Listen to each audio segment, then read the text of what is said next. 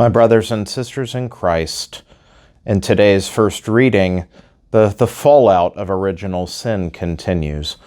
But in this passage today, there's something negative to take away, but there's also something hidden in the overall theme of the story, something positive and beautiful worth reflecting on as well.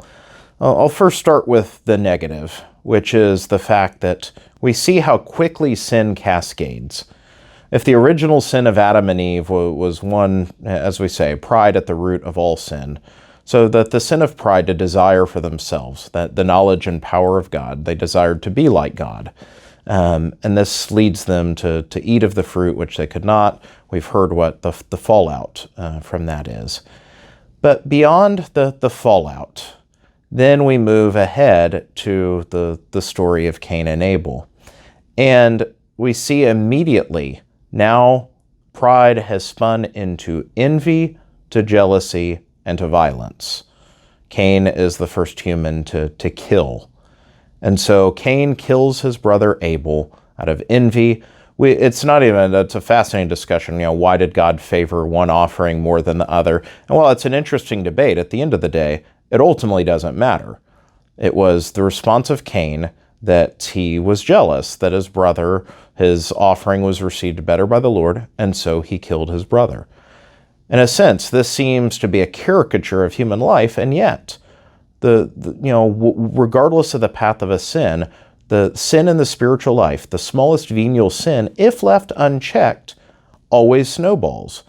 And so venial sins lead to more venial sins, lead to greater and more frequent venial sins, which lead to mortal sins, which unchecked, lead to the complete loss of sanctifying grace in the soul.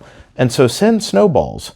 And in a sense, sin can lead us to the deepest levels of depravity, something we never thought we would have been capable of when left unchecked. And so quickly, something that started in the garden with the eating of fruit, this bad choice, this prideful choice, and now already we have murder in the scene. We can look at the world and all of the disorders, the things that are justified, and then with the intent of other sins.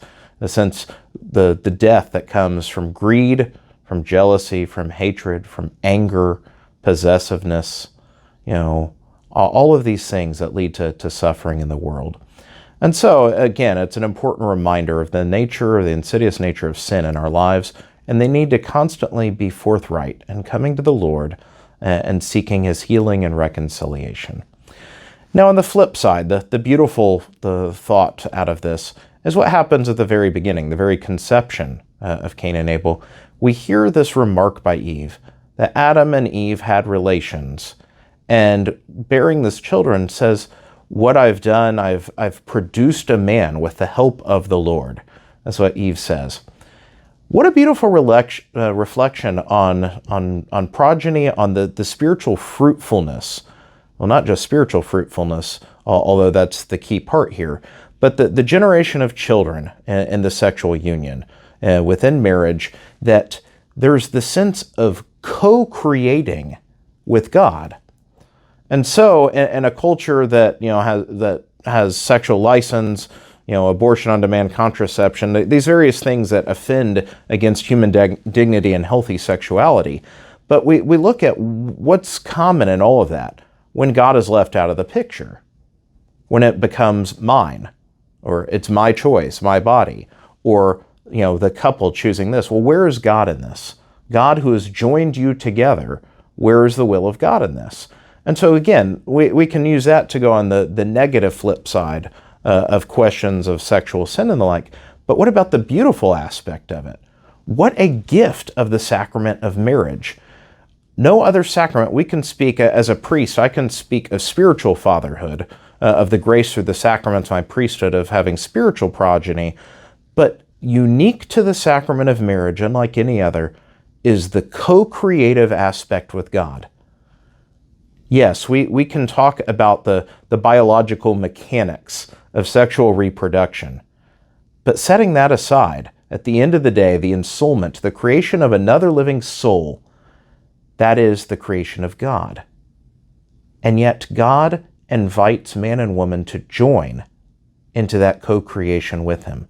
Again, a restoration of that communion, of the order originally created in the garden, of Adam and Eve as having dominion in this area to do the work of God. And so, even after the fall, Adam and Eve were invited, as they have union, to co-create with God. And so Eve's words are beautiful. With the help of the Lord, I have produced a man. In a sense, my body is yielded forth. Yes, it comes forth from the sexual act from my husband and I, but with the help of the Lord, new life has come forth. God is the one who creates, and we have been invited to join into it. I just share with you today as a reflection, especially for those who are married or pursuing the married life, to reflect on that beautiful positive aspect of the nature, the vocation of holy matrimony, and the beautiful gift of parenthood. A lot to unpack in today's readings and a lot to continue. I hope with this cold weather day that everyone is staying safe and sound. And as a special aside, as always, when we have this cold weather, I invite you to say a special prayer for the homeless and for travelers who face the dangers of this weather. May God bless you all.